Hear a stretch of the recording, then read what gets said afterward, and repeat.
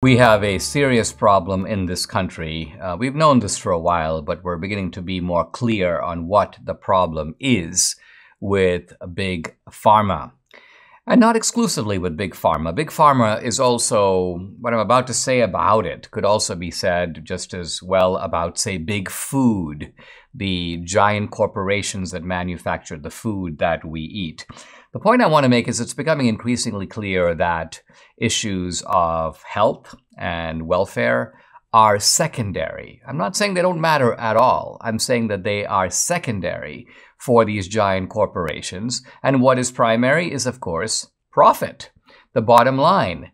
Now, in a capitalist system, we don't have any problem with companies that make really good products, products that we need and want, that make our lives better, that we pay for, and the companies do well as a result. So we're not complaining about that.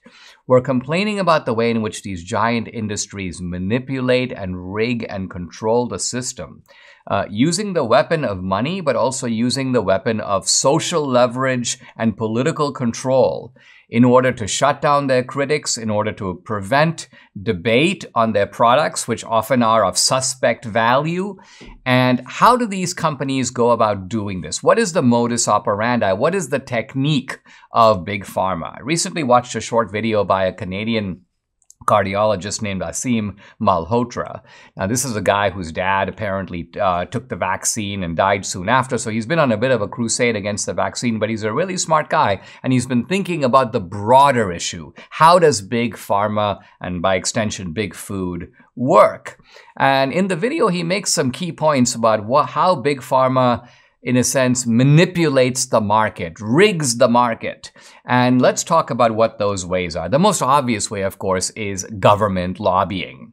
You don't have any idea of how much money these pharmaceutical companies and big food put into lobbyists. They have giant operations in Washington, D.C. They give a lot of money to both parties. And as a result, they create a political class that's very reluctant to go against them. In fact, often turns over to them when there are laws dealing with big pharma, things like the vaccine. Okay, let's put in an immunity. Oh, sure, we're going to approve an immunity. After all, it's Pfizer. We love Pfizer. So you can see here how the political class, which is being fed under the table by these companies through lobbying, is eager to reciprocate. So a corruption of the political system.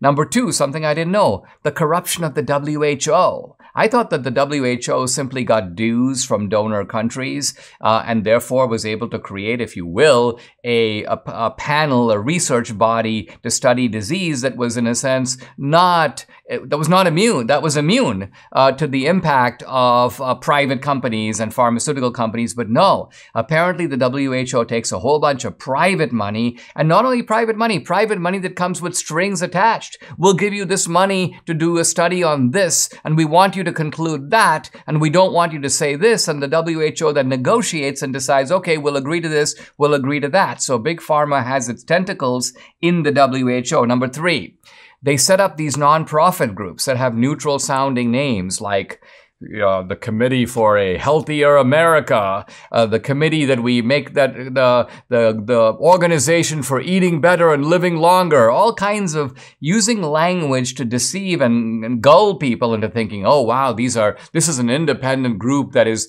making its own judgments. They're going to hold the corporations accountable. No, the corporations have set up this group. This group is a kind of frontman for these big pharma corporations and big food entities. Number three, they fund research in academia. And so as a result, they give money to these colleges and universities. They pay for departments, department chairs. They pay faculty scholarships and endowments. They pay for graduate students to have internships. And so all of this creates, again, a culture of dependency between academia, which needs the money, and big pharma, which has the money. Number four, they give money to think tanks, including conservative think tanks. If you wonder why conservative think tanks haven't been railing against Pfizer, part of the reason is that they're being fed under the table by Pfizer. So again, we're talking about a problem. The Democrats are probably the worst offenders here, but Republicans are also have their noses in the trough. And finally, Big Pharma is closely tied in with social media. Look at the ties, for example, and Malhotra lays out a couple of these between Big Pharma and places like YouTube.